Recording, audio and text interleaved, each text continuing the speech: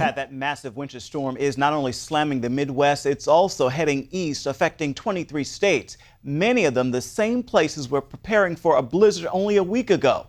Caitlin Burke has the story. Another week, another massive snowstorm.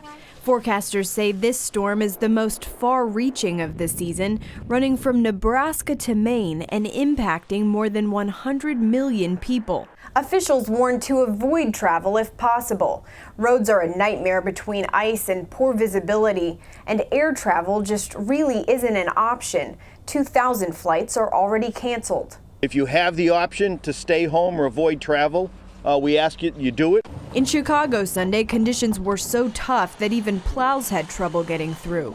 The city hit hard by both snow and strong wind, creating at times zero visibility. So we are getting in this 24-hour cycle what we got for all the month of January. Today, the Northeast being hit by the brunt of the storm, ice being the biggest concern. Groundhog's Day celebrations in many cities today postponed because of the snowstorm. Bad news for those of us anxiously waiting for spring. Caitlin Burke, CBN News.